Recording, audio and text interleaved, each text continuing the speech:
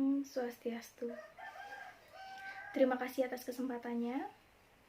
Yang terhormat, Ibu Igustia Yupurnamawati, SE, MSI AK, selaku pembimbing utama saya. Yang terhormat, Ibu Nyomanayu Wulandresna Dewi, SE, MSC, selaku pembimbing pembantu saya. Dan yang terhormat, Ibu Nikade Sinarwati, SE, MSI, AK, selaku penelaah saya. Izinkan saya memperkenalkan diri terlebih dahulu. Perkenalkan, nama saya Niketut Erna Kartika Lestari dengan NIM 1717051107, Prodi S1 Akuntansi. Baik, di kesempatan kali ini saya akan memaparkan hasil proposal yang sudah saya buat dengan judul Analisis Implementasi Sistem E-Budgeting dengan menggunakan model CIPP, konteks, input, proses, dan produk terhadap transparansi dan akuntabilitas keuangan publik di SKPD Kabupaten Karangasem. Nah, sesuai dengan judul yang sudah saya paparkan, bahwa di sini saya akan menganalisis sistem e-budgeting yang ada di SKPD Kabupaten Karangasem, apakah sudah mampu menciptakan yang namanya transparansi dan juga akuntabilitas keuangan publik. Nah, dari data awal yang saya dapatkan dari hasil wawancara singkat terhadap beberapa narasumber di SKPD Kabupaten Karangasem, saya mendapati bahwa sebelum adanya sistem e-budgeting ini masih susah dalam penginputan datanya, dan mengirim data ke pusat itu masih sangat susah karena masih secara manual, dan sistem yang ada untuk saat ini pun masih dirasa kurang untuk membantu dalam mengatasi kesulitan yang selama ini dialami, sehingga mereka belum berani yang namanya memastikan adanya transparansi dan akuntabilitas keuangan publik secara penuh seperti itu. Nah, dari sistem e-budgeting yang sudah ada ini, kita dan pemerintah juga harapkan bahwa akan adanya transparansi dan juga akuntabilitas, sehingga akan menciptakan e-government, di mana e-government itu merupakan suatu pemerintahan yang dimana pelayanan publiknya semuanya menggunakan sistem elektronik seperti itu, sehingga dari e-government tersebut akan muncul atau menjadikan pemerintahan itu menjadi good governance. Nah, dari jurnal rujukan yang saya gunakan di sini, saya menggunakan jurnal rujukan dari Gunawan pada tahun 2016 dengan judul penelitiannya yaitu penerapan sistem e-budgeting terhadap transparansi dan akuntabilitas keuangan publik, studi kasus pada pemerintah Kota Surabaya. Dan juga saya mengadopsi model penelitian dari Rahman, Irianto, dan Rosidi pada tahun 2018 dengan judul penelitian yaitu implementasi sistem e-budgeting dengan menggunakan model CIPP pada pemerintahan provinsi DKI Jakarta. Nah, di sini dengan dua jurnal ini saya menggunakan acuan, sehingga jurnal yang kedua ini hanya saya mengadopsi model penelitiannya saja dengan menggunakan model CIPP, konteks, input, proses, dan produk. Nah, rumusan masalah yang saya ambil di sini ada 4, yaitu yang pertama bagaimana implementasi sistem e-budgeting melalui model CIPP di SKPD Kabupaten Karangasem, dan juga apakah transparansi keuangan publik dapat terlihat di SKPD Kabupaten Karangasem.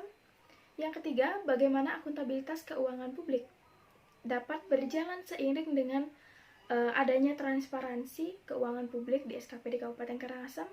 Dan yang terakhir, bagaimana implementasi sistem e-budgeting terhadap transparansi dan juga akuntabilitas keuangan publik di SKPD Kabupaten Karangasem. Nah, tentunya tujuan dari penelitian saya ini untuk menjawab semua rumusan masalah yang sudah saya canangkan. Nah, di sini kajian teori yang saya ambil yaitu e-budgeting. Nah, di mana e-budgeting itu merupakan suatu aplikasi teknologi informasi untuk mendukung yang namanya suatu perencanaan, pembuatan program, hingga pada tahap kendali evaluasi suatu sistem. Ini dikatakan oleh Damai pada tahun 2016. Nah, pengkajian dengan sistem e-budgeting ini dilakukan dengan model CIPP atau konteks, input, proses, dan produk. Nah, model CIPP ini ada 4 konteks yang diambil atau 4 model. Yang pertama yaitu konteks, yang kedua input, yang ketiga proses, dan yang keempat adalah produk. Nah, di sini konteks lebih mengarah ke goals. Apa sih tujuan dari penerapan sistem e-budgeting ini? Kemudian yang kedua, input atau rencana. Siapa yang perlu menjalankan sistem ini sehingga akan mencapai tujuan dari pelaksanaan e-budgeting tersebut. Nah, yang ketiga proses. Proses ini lebih mengarah ke SDM yang akan melaksanakan atau menggunakan sistem ini. Di sini dalam proses pemerintah perlu yang namanya memberikan pelatihan, mungkin sekolah mingguan untuk apa? Untuk mempelajari sistem yang ada sehingga SDM tersebut sudah dikatakan mampu atau cukup mengetahui dan dapat menjalankan sistem e-budgeting ini secara benar sehingga mencapai tujuan yang diinginkan. Nah, dalam produk ini tentunya di sini SDM dituntut untuk bisa mengendalikan atau mengoperasikan sistem yang ada sehingga produk yang diinginkan seperti tujuan dari sistem e-budgeting ini dapat tercapai. Kita ambil contoh ketika SDM sudah mampu mengambil atau sudah mampu menjalankan atau mengoperasikan sistem e-budgeting yang ada, dia akan dipermudah dalam pekerjaannya, seperti membuat anggaran belanja daerah, kemudian menginputnya dan mengirimkannya ke pusat. Itu akan lebih mudah dijalankan ketika sudah menguasai sistem e-budgeting ini. Yang kedua yaitu kajian teori dari transparansi pengelolaan keuangan publik. Nah, di mana transparansi adalah keterbukaan secara sesungguh-sungguhnya dan menyeluruh dan memberikan tempat bagi partisipasi aktif dari seluruh lapisan masyarakat dalam proses pengelolaan sumber daya publik, keterbukaan pada kebijakan terhadap masyarakat, sehingga di sini masyarakat bisa mengkritisi yang namanya kebijakan yang diterbitkan dari pemerintah. Nah, adanya peluang bagi masyarakat untuk mendiskusikan dalam penentuan kebijakan, peran serta bentuk perlindungan hukum preventif.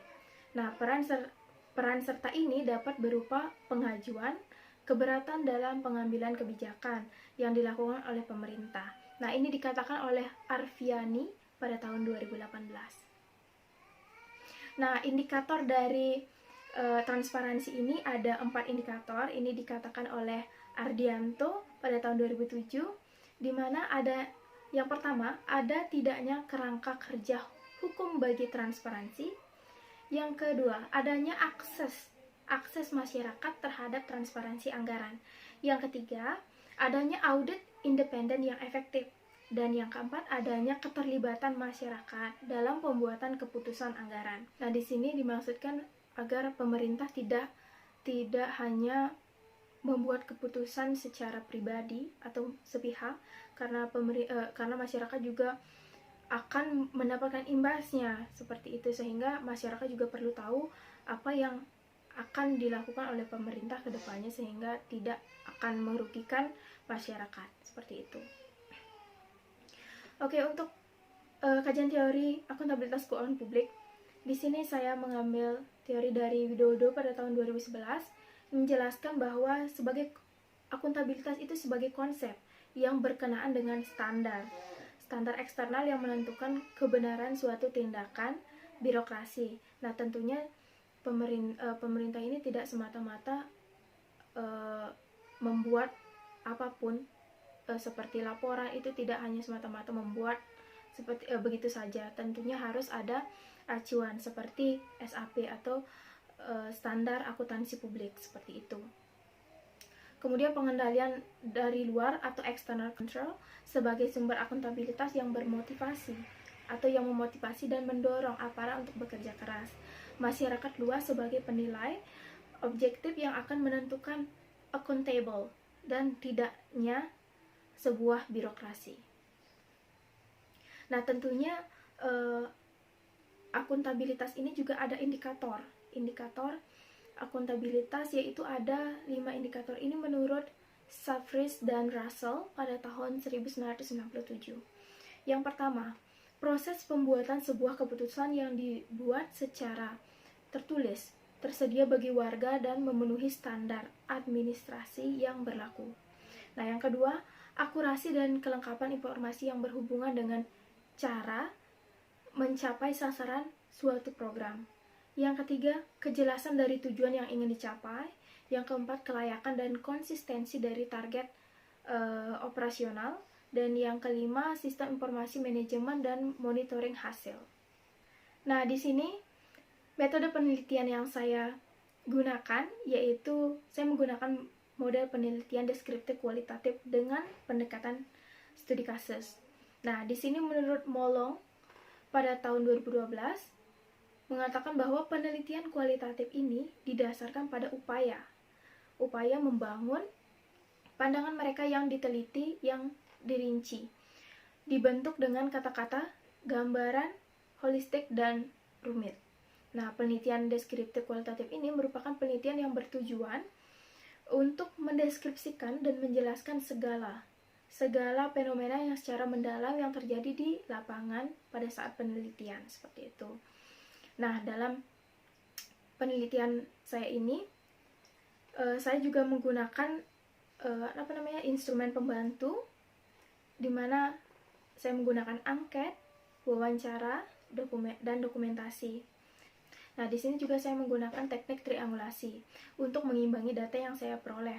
Seperti ketika saya sudah mendapatkan data melalui angket, saya tidak akan hanya terpacu terhadap jawaban dari angket. Dan saya juga melakukan wawancara dan juga dokumentasi. Untuk apa? Untuk mengimbangi dari data yang sudah saya dapatkan lewat angket tersebut, untuk lebih mengakuratkan data ataupun jawaban yang saya inginkan, seperti itu. Baik, sekian presentasi yang bisa saya sampaikan. Mohon maaf apabila ada kesalahan kata. Saya ucapkan terima kasih. Om Santi Santi Santi Om.